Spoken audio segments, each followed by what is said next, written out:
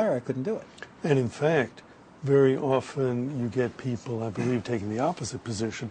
There's an ensemble problem with the violas, and that jerk on the podium doesn't even notice. Right. So screw him. Right. Right? Right. Screw him. If he can't fix it, we're not going to fix it. And then you hear the recording, and it's not together, and who likes that?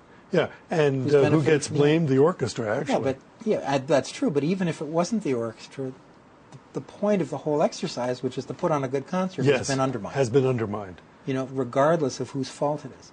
I mean, part of an orchestra job is making a conductor look good, sometimes better than they are. And, it's like playing deliberately out of tune if you think the conductor can't hear pitch. I mean, that's just, it's professional malpractice. So now we have entered a really big topic just at the time that this conversation is probably ending, which is you have used the word dysfunctional. You have said orchestras are dysfunctional institutions. Well, I didn't quite. What I said was that the workplace is in some way inherently dysfunctional. Orchestras as institutions are not just what happens on stage. And in fact, we've spent 150 years giving concerts, some of which have been very, very good as an industry, while dealing with this dysfunction. One of the things I'd like to have a conversation about with the field, if there was any way to do that, was if there's some basic realities that are affecting us negatively, how do we cope with that? I mean, my own coping came after I left the orchestra business in '86 and went and joined a string quartet up in Canada, and did it for a year and loved it, but discovered that being in a string quartet is a little like, it's kind of self-slavery in a sense.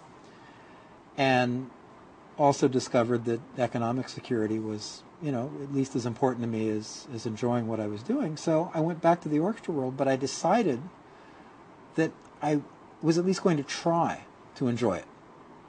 And what I discovered was, in fact, that one can do that. I mean, there are concerts it's impossible to enjoy. But in fact, a lot of what you take away from a concert is what you bring to it. And, I wish there was some way of being able to encourage people, not to be Pollyannish about bad things, not to be Pollyannish about bad conductors, but at least not to be so passive, not to say it's not my job to make the music, it's my job. I'm not the lead viola operator in the Milwaukee Symphony Orchestra plant. I'm supposed to be something more than that. There are days it feels like that, but to some extent that's my fault if it does. I can bring things to the job that will make it tolerable and even enjoyable that it wouldn't be if I didn't bring those things to the job. And maybe that's part of coping with an inherently dysfunctional workplace is changing yourself to some extent so you can deal with it. Maybe just growing up, I don't know. Well, not that I've managed to successfully do that, but nor I.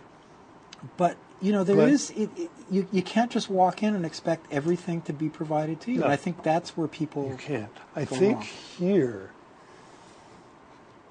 there is a need for some large-scale, long-range change in order to make orchestras sustainable and also contemporary.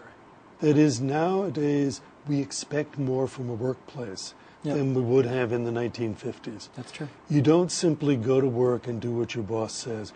Businesses work very hard, the good ones, to find ways of giving their employees real ownership of what they do. And orchestras are behind the curve on this. And I feel that there's even some underground, maybe even tangible relation to the economic problems. It just, when you see it, it doesn't quite feel like an institution of now. And it's interesting that the music making itself, when it's really going well, provides an example of what things should be, because that is collaborative in every single way.